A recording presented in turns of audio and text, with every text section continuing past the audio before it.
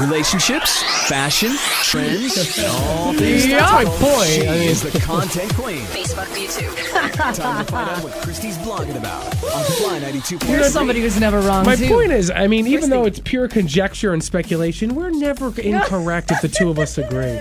Kristi Gustafson Barlette, Happy New Year. Happy New Year. Did Kristi Cavada just say, here's someone who's never wrong? Yes, I said here's someone else who's never wrong, Kristi Gustafson. That's what she I thought. loved Kristi.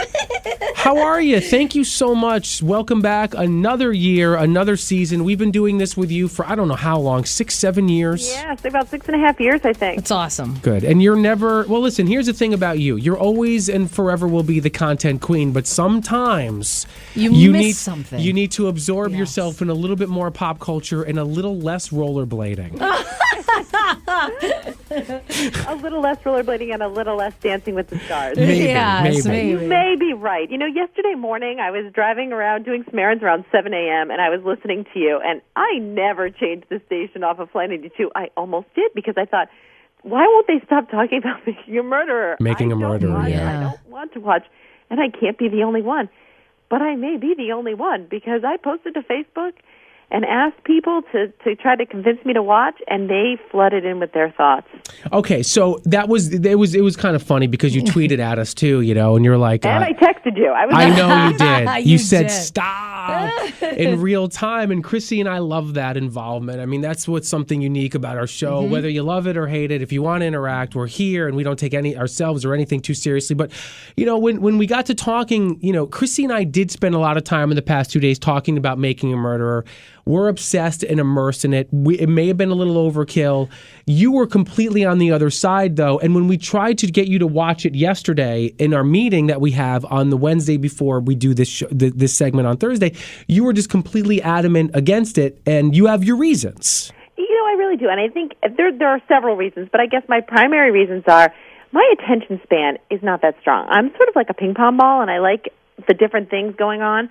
So I think there are 10 episodes now, right? 10 or 11? There's 10, yes. There's 10. That is 10 or 11 hours that I just can't imagine investing with no commercials. It's a big commitment, but But you can do it at your own time and your own space on Netflix. The thing that happens with a show like this, though, is you want so much more because it's done so well. And you'll be surprised, Kristi, just how many free hours of the day you actually have when that next one is about to start in 14 or 15 minutes. Find like hours. Something will sacrifice. It might be your daughter. Well, It it's might- probably It might be like dinner. reading. When I get into a really good book, I Yeah. keep thinking one more chapter before bed, one more chapter. Yes. And all of a sudden, I'm up till like a whopping 11 o'clock. So let me ask you this. So you understand the magnitude of Making a Murderer and why people are obsessed with it. And you do understand the pop culture, you know, sort of like how it's just It's a phenomenon. It is. It's a phenomenon.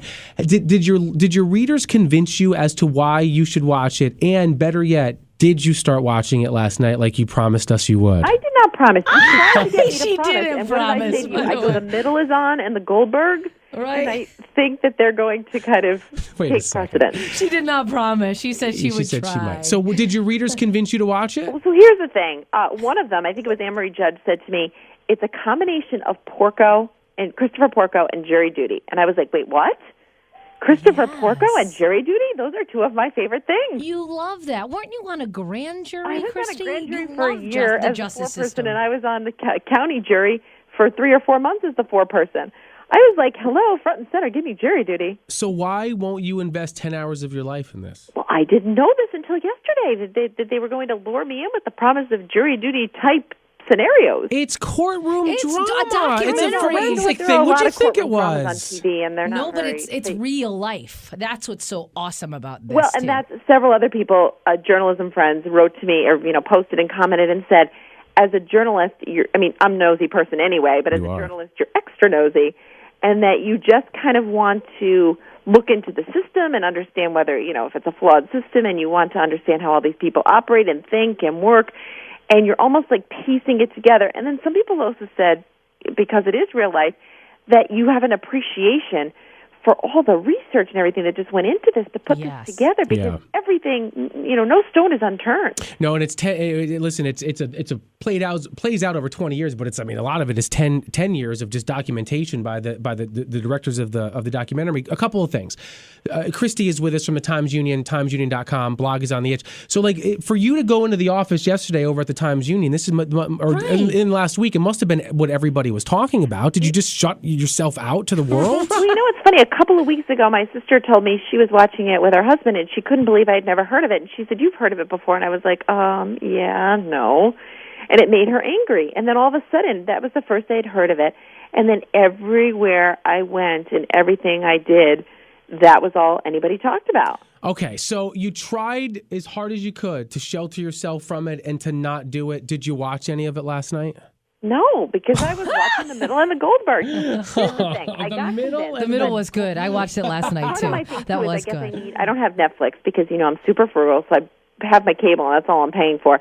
But somebody then told me I can get Netflix free for a month. Yeah, for a month. Just watch that show and then don't renew. Through that in a month. Can I tell you something? Kristi, can I tell you something? Would love this. Please do not take this the wrong way, okay?